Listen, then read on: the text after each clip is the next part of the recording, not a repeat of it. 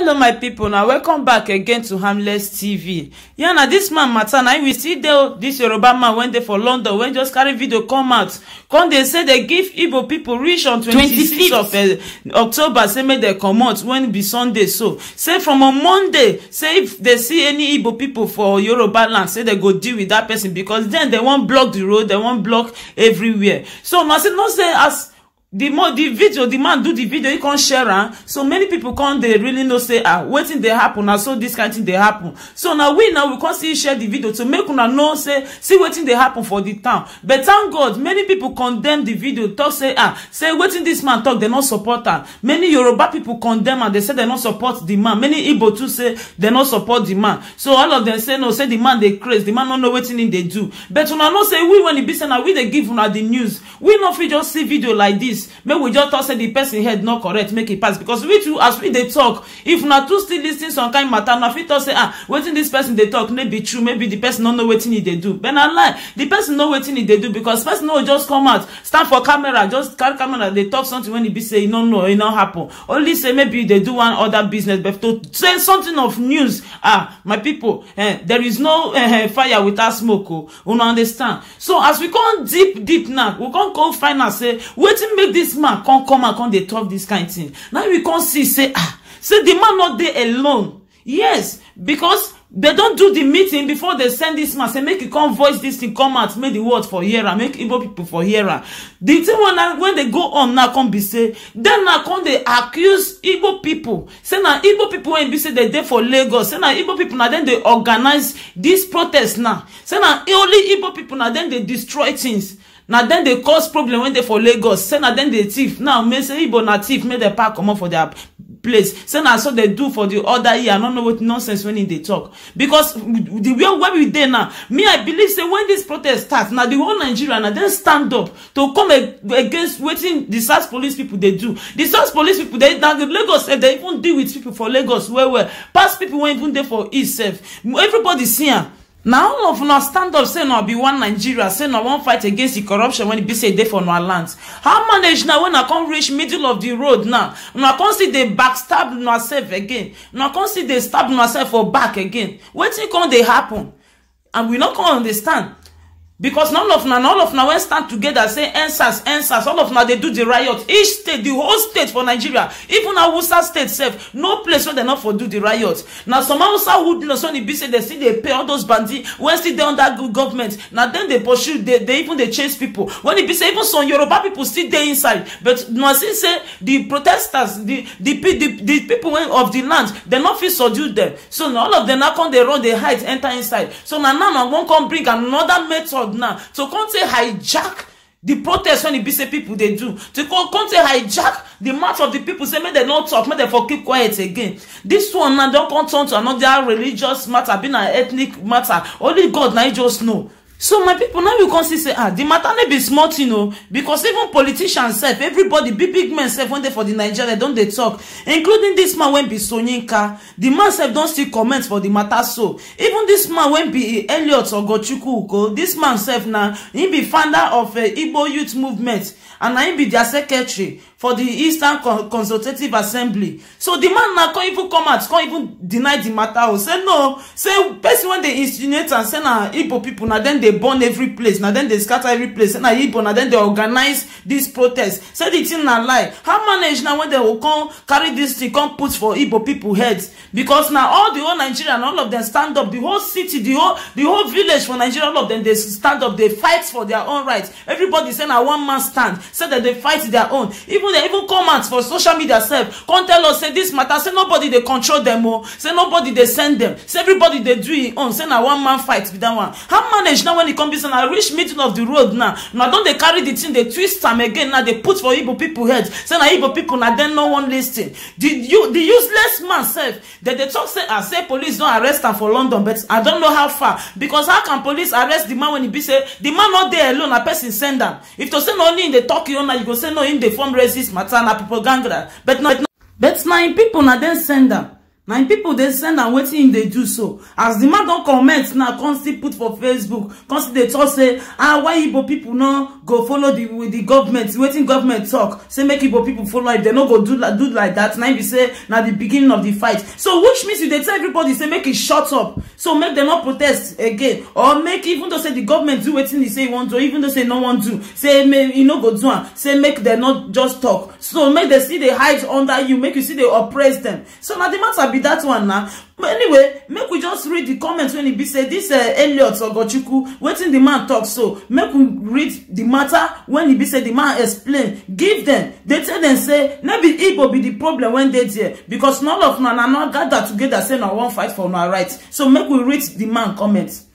So this one are the man statement, make I put them for here so that now go know say let me use my hand say right am. He say count Igbo's acts of the air zone destruction in Lagos. This paper, so they edit this statement on the October 23, 2020, 4:12 a.m. He said, Ninena Elliot Ogochukwu Uko, the founder of Igbo Youth Movement and Secretary, Eastern Consultative Assembly, he said he denied the insinuation that Igbo youth may be behind the arson and destruction in Lagos or training the NSAS campaign. So the man he deny and say no. Say maybe Igbo people they cause the destruction when they for Lagos, and maybe Igbo people they fund the campaign for there. So may we continue reading. Elliot Ogochukwu said the very distasteful strategy by certain heartless spin doctor to manipulate the minds of Nigerians with a lie from the pit of hell that Igbo youths are responsible for the Youth Day of Rage on Wednesday in Lagos is shameful and scary. He said this type of mind-bending might have worked before the advent of this insensitive and directionless government, but not today. Nobody will ever believe their cheap but vicious false narrative. Their usual age-long blackmail of Ndigbo has expired. We continue again. Even the blind understand clearly that the rage against the Gari massacre of unarmed, defenseless young folks at Lekki Toll Gate Tuesday unleashed bottled-up anger against certain overloads who have heeded to held Lagos hostage for over 2 decades now. Survivors of the Lekki massacre know who turned off the lights at the toll gate. They know who ordered the removal of the CCTV cameras. They also know who was struggling to convince Aso Villa that he was not behind the youth protest at Benito. The spontaneous reaction of Nigerian youths to the Lekki massacre represents their rejection of the continued endless oppression in the land. The hopelessness in the land where life has become too cheap, squared the anger in the land, the bad governance, nepotism, and mediocrity are all part of it. The younger generations are clearly frustrated. They revolted in rejection of endless killings in the land and the insensitivity of the leadership to their plight. Those plotting to turn it into an ethnic affair have failed this time. Nobody is stupid enough to believe such idiotic narrative. He continues saying that they are working on dividing the protesters along ethnic lines in childish scheming to grow anti-Igbo emotions in Lagos is reprehensible, alleging that Igbo youths carried out the rage in Lagos Wednesday is wicked, ruthless, but clearly unbelievable. Everyone knows it's a cheap but horrible lie. The spiners ought to know that nobody will believe that Igbo boys know Sanwo-Olu's family's home and the entrance to the palace of the Oba of Lagos. He said no normal human being will believe that Yoruba youths were folding their hands watching Igbo youths burn down Yoruba property. The evil spin doctor behind the spin to heap the blame on Ndigbo should cover their hands in shame. They should stop pretending that they do not know that Lagosians want to breathe from the ruthless dominance of a heartless landlord. He said, I quote, that they believe that the only way to serve their sinking master is to cleverly heap the blame on innocent and peaceful loving Igbos. Actually confirm that ruthlessness in holding the future and destiny of Lagosians hostage forever well. The youth think 21 years of bondage is enough. So now waiting the man tell and so. You understand? Now the answer, na the Igbo chairman, Igbo people na the answer, na him answer them. So make una see say wetin these people they do, e no good. No understand? So those of una when they say na fake news, you know say everything for our life na fake, even on ourselves na fake. She no understand the matter. So now make us when it be safe. Now say reality now go they call and fake. Even when some of our brothers go, even they in bondage, they in pain, they go they make video, they call for our help, they post and they go give our government. Una know they mind them because una go toss and are fake because our life don't be fake. So now make I carry the notes come out. So make me and una read down. Make una say let me use my hand to write down. So for those of you when be the Yoruba people when they talk say the man they bring their propaganda, they cause problem. Make you say let be the man send himself. Say na people send them. So waiting on when be Yoruba people go do na be say if una no say na not support them and say maybe una chief, una elders, una gas, maybe then do the send the boys. So when it be say una not support the man, make una voice come out. Because if una no voice come out, this thing now when it be say una don't escalate, so it go fit cause too much problem. Because everybody, the whole world knows say the whole Nigeria stand to be one. But una don't reach the middle of the road now, so they do them before. Una don't still stab people for back. That kind of matter, you know, join, you got as be. You know understand? So now make I carry the matter, so come give una. May we see the look now. Shebi una thought say they don't arrest the man now. May we look whether na true or na lie. Whether na the man send himself or not being send himself. Because now use normal talk and they accuse Igbo people saying that then they cause problem. That man in there for London, he not there for Africa, so now no waiting there. Because this thing now when I don't cause now for some days now problem don't start for Lagos there. Problem don't start whereby it be say even Hausa boys self they don't they chase Ijaw men, Isoko men, Ideta men, Igbo men, River men, they don't they chase them, they cause them, they machete them. So for those of now when it be say now not even know wetin they happen. Say this thing now when these people don't plan down, they don't even they execute them for some places. So make I put the video for now. Make una for here when our brothers when be say they for lack they call for help. Say Hausa people won't kill them. And all these Hausa people say when they cut them, there's all of them are friends. So but they don't know where wahala for they come now when it be say or their mind just change. So tell one of your friends say come call them when be Hausa, come tell and say brother make you just pack your things. Make una run no. Say they don't plan, say they won't come kill una. The boy is safe for since how many days now? He say he never bath. Now so that they run up and down. So make una see the fake video, so the fake life when it be say now even know when be Nigeria people when they live. And that fake, waiting that fake go do now. Only God now just know the matter go just be. But no matter how now do the thing, no matter how now twist them, we go there help now they run them. You understand? We go there help now they run them. As no say we no go rest, we no go sleep. Sleep no go carry una too. You understand?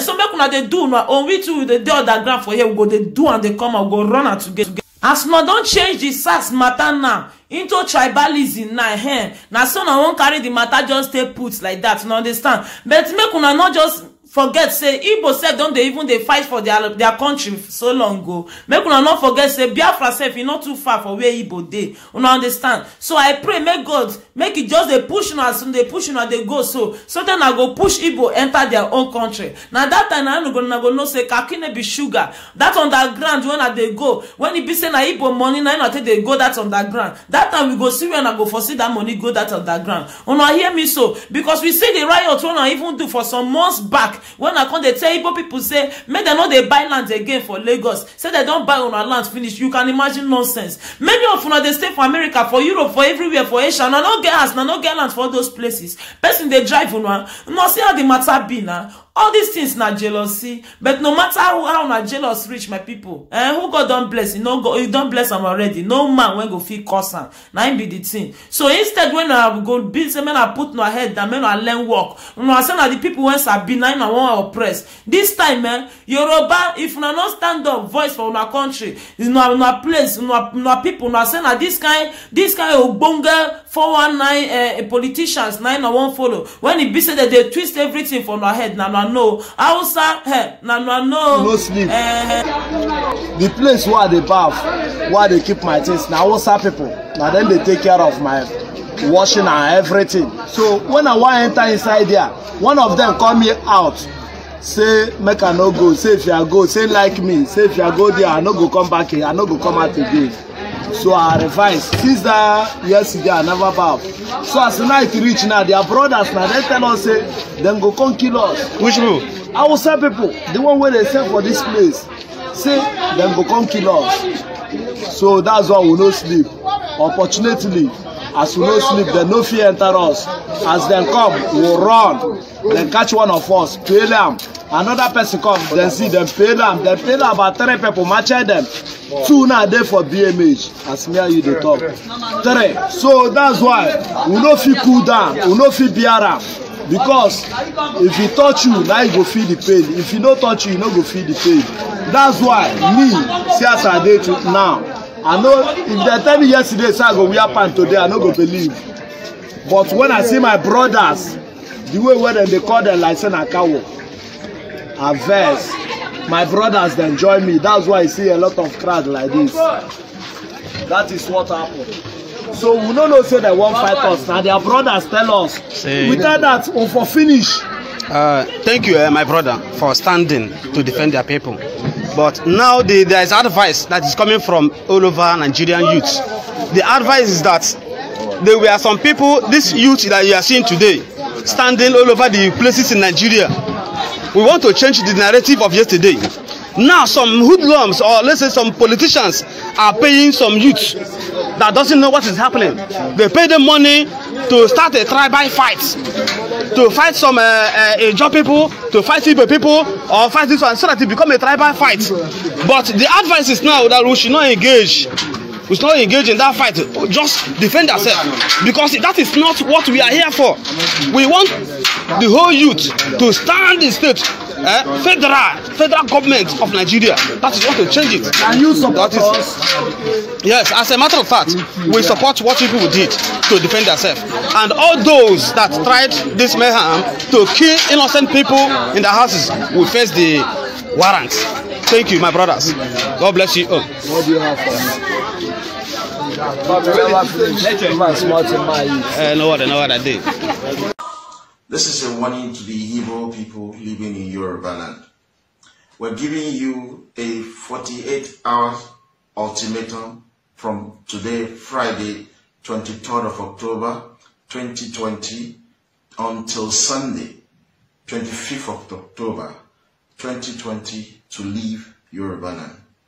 From Monday, the 26th of October, 2020, we will close the roads, stop all the vehicles across Yoruba land, and every Igbo national will be dealt with accordingly. What happened at Ore in Ondo State in August 1967 are just highlights of what we're going to do from Monday, 26 October 2020. We are kind enough to give you a 48 hours time to pack your things and move to your home region peacefully. We will stop all cars, taxis, passenger vehicles, and we are going to enter into workplaces, business premises, security sites, searching everyone. Any Igbo who is found will be dealt with mercilessly. It has been long that we have tolerated your criminality across Yoruba land. We requested the government across our region to regulate your influx into Yoruba land, but it seems our request is being ignored. Now, we will deal with it in our own way. So please be warned and do as we have requested and save yourself and your family. Do not say we did not warn you. We're asking you to pack your things and go back to Igbo land. We don't want any Igbo national anymore in Yoruba land. We're tired of you. Enough is enough. You